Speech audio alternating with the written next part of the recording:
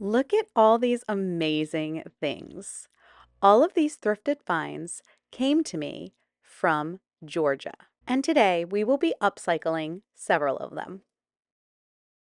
If you are new here, my name is Natalie and I am the owner and creator behind Sparks of Joy Studio to my channel.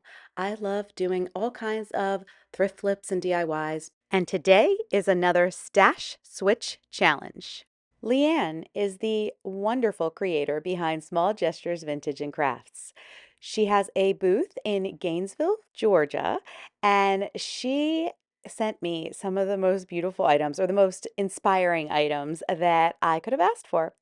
She has a variety of videos on her channel, and all of her DIYs are really, really well thought out. She has such creative ideas and really works hard at all the little details and embellishments in each of her pieces. I am so excited that she agreed to participate with me in the Stash Switch Challenge.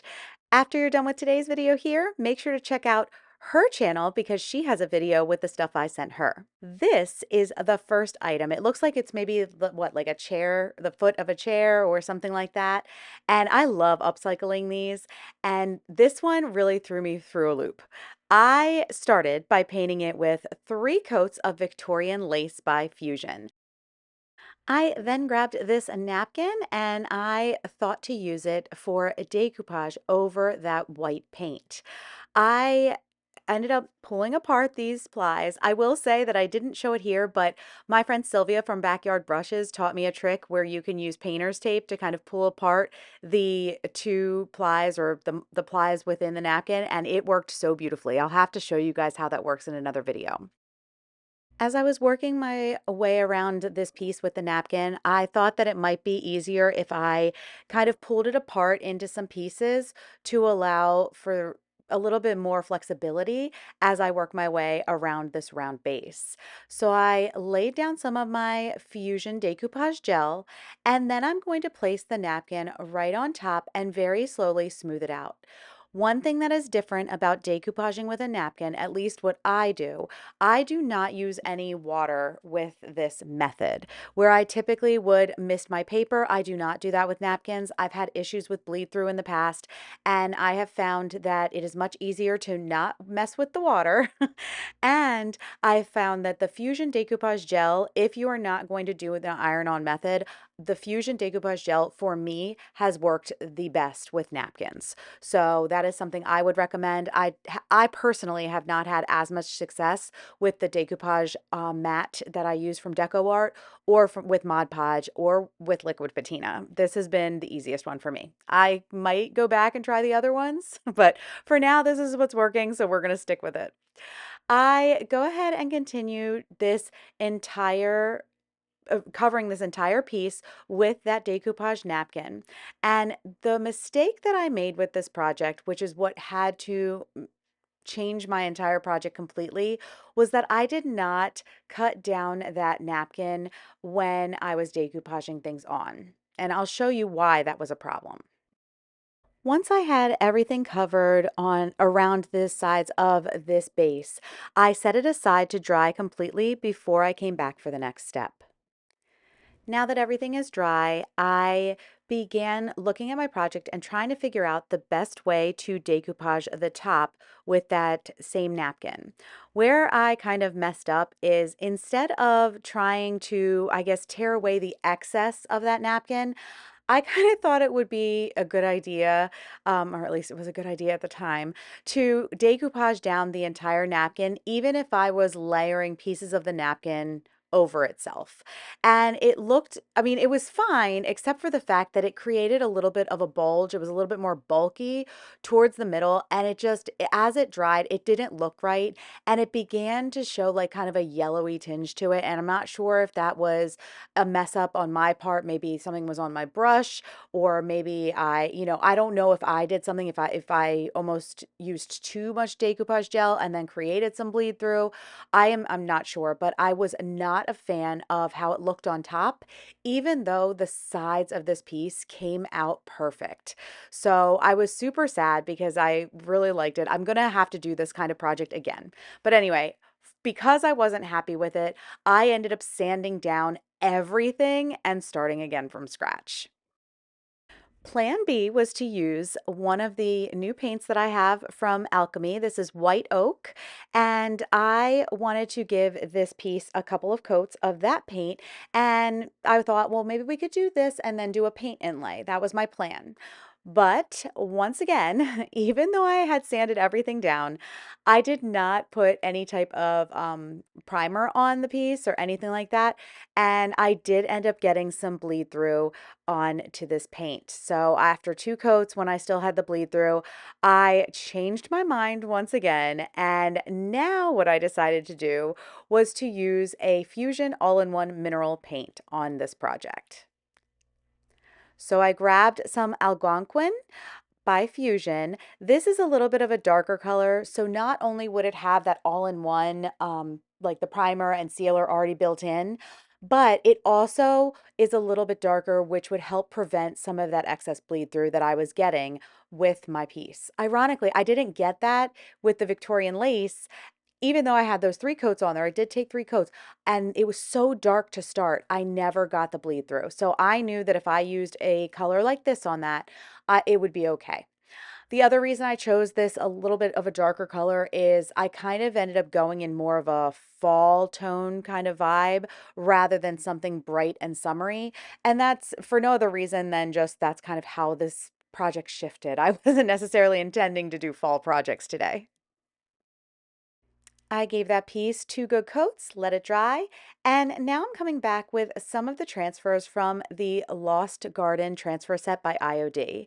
One thing that I feel Lea Anne and I both have in common, because we've talked about this, is that we both hoard our transfers, and we both love IOD transfers, and we tend to have like this big pile of them, and really both are trying to use them up as much as possible, but it's really hard because then the next release comes out and you just want to buy more, right? So this is me trying to use up some of those transfers before the new release that happened yesterday. I was not as successful as I wanted to be because I still have a big stash, but anyway, I grabbed some of the transfers or some of the pieces from this transfer that have more of the neutral and fall colored greenery or the foliage on it. And I wanted to kind of find a way to put I don't want to say it's going to be a pattern, but I wanted to put pieces around the base to be in not covering completely, but enough in pieces that it would lend itself to allowing me to add on something else afterwards. So that's kind of where I went with this. I began transferring this piece around my base, and as I was doing so, I will say that transferring on these really thin pieces of transfer, it's a little bit more challenging than some of the bigger transfers or the more full transfers.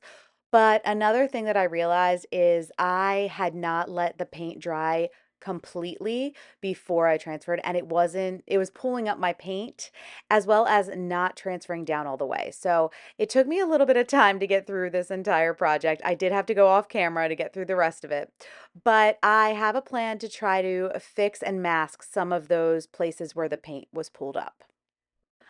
I grabbed that white oak again, which was the color that we had underneath this Algonquin, and I also grabbed a painting sponge and a brush. And what I'm going to do is I'm going to take this stamp from the Sprague stamp by IOD, and I'm actually going to be taking the paint, painting it onto my sponge, and then kind of dampening or pressing that sponge into the stamp to kind of get the impression that I want. So I didn't want it to look so much like an ink-based stamp. I wanted it to look like it was hand painted on, which is why I'm using this method.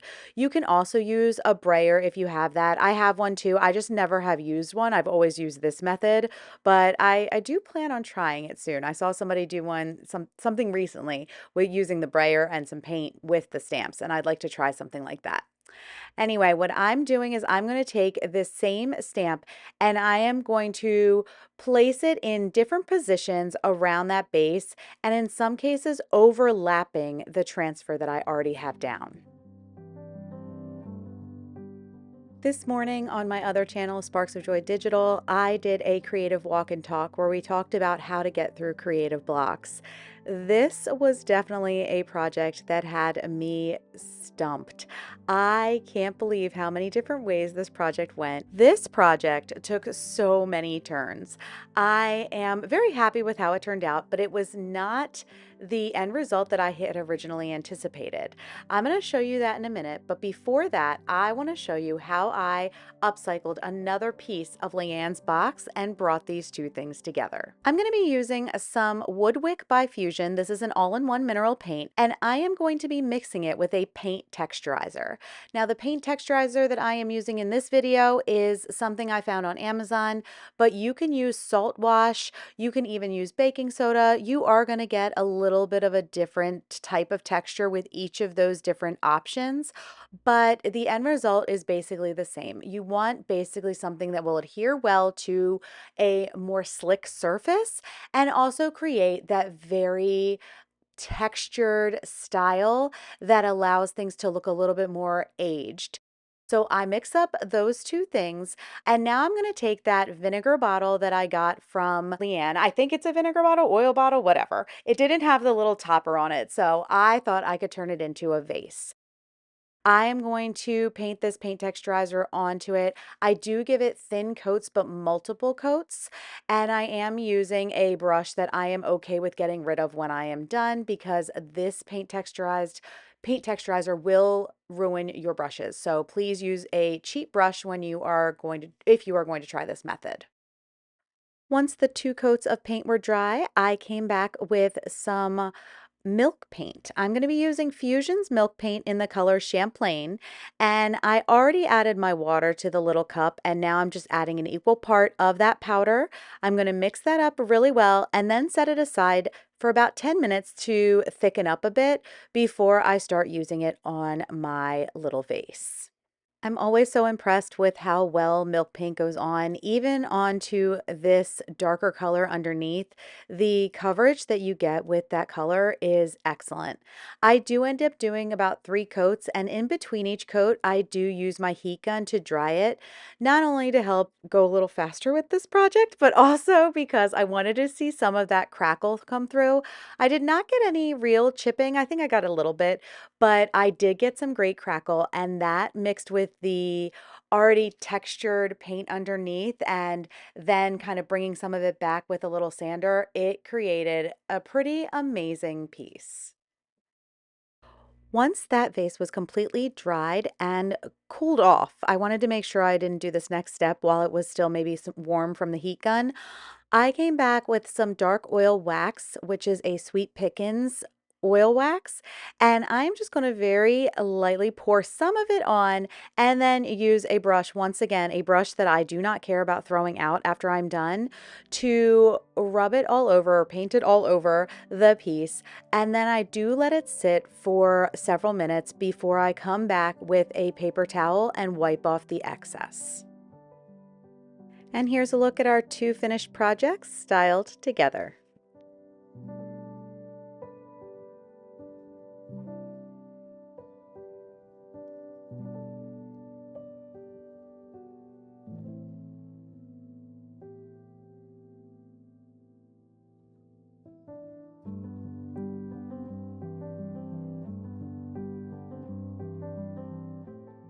Since I felt a little defeated from the other decoupage napkin project, I figured I would try the napkin decoupage again, but on a different piece and in a different style. I do paint this fish that I got from Lea Anne with 2 coats of Victorian lace. I do paint the front, the back, and the sides all the same color. Now I'm going to be getting out my decoupage gel again, and I have a different napkin that I'm going to be using on this piece. I wanted to leave the shiplap side the way it is, so that part I did not decoupage on or change in any way. I just wanted to do the back, which I guess could essentially be the front, or you could make this reversible. I have these fish, these beautiful little fish. They almost look like they were like watercolor painted onto this napkin. And I'm going to decoupage it on to that back side of the piece. I do use my decoupage gel, and once I have the base laid down, I do come back and cover the entire top with that same decoupage medium. Once that's dry, I do come back with my finger sander, and now I'm going to be sanding down all of those edges. I will say, when you are doing the sanding method with a napkin, you can go a lot lighter, and probably should, unless you plan to distress the piece underneath. So I actually ended up distressing this. You'll see that in a second. But I will say that if you don't want to show that kind of distressed look, you just want to make sure that you're really careful, because the napkin is much thinner than, let's say, Roy-cycled paper or Connie Lines and Designs paper. Once I have that sanded down, I do come in with one more coat of that decoupage gel to seal it again. And I originally intended to leave it like this, but I found a little spot where there was a piece of that brown paint that I used in the last project on the fish underneath the decoupage. So I had to come up with another solution. What I decided to do was to take my little fish outside and give it a really good sanding. I will say this decoupage medium is pretty amazing, because it did not sand all the way back, but I was okay with that because it created a really cool look, kind of distressed, a little bit more aged, and I took it. I decided to leave it as is, and I came back with that oil wax that I used in the last project, that dark oil wax, and I'm covering the entire piece with that oil wax. The reason I'm using the oil wax is mainly because I already had it in a little separate container for the other project when I was sealing that, and I didn't want it to go to waste. I only have a sampler size of this oil wax, probably going to be getting a larger size now that I've used it a few times, and really, really do love the finish that it gives. Here's a quick peek at what that fish looked like with that distressing and that oil wax. Here's a quick peek at the back, but I decided that this was not finished yet. I wanted to make this something that could be for Father's Day. And so I brought out my little wooden letters that I have, little wood letter cutouts I have, and this folk art paint that is called Nautical. And I'm going to be painting these three letters that spell out Dad in this color. Once that paint was dry, I do very lightly sand the top of it, as you can see here. And then I grabbed my Titebond Quick and Thick, and I glued those letters down onto the top of the piece on the side where the fish were. I figured that this could be a little like shelf sitter slash sign slash maybe photo holder if I put some holes in the top and stuck some photo holders on the top. And the one side could say Dad, and the other side could say something like Gone Fishing. I haven't finished, I haven't decided on that yet, and I didn't want to rush through anything that I wasn't completely sure of, because I didn't want to have to start all the way over again. So this is where it's going to stay for now. I'm going to show you a picture of that, and I will also let you know if I do end up finishing it up with those photo holders that I mentioned.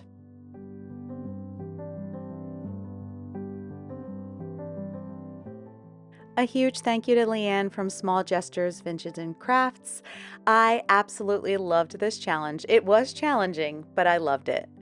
Make sure to check out her channel. All of her socials, as well as her Etsy shop links, are below in my description box. And I just wanted to remind you of a few other things I have going on. My Memorial Day sale is going on right now, 30% off everything site-wide. And don't forget to check out my creative walk-in talks that I have started on my other channel, Sparks of Joy Digital. I think you'll really enjoy it. If you have a creative block like I had today, this is perfect for you. Have a wonderful weekend. I will see you soon.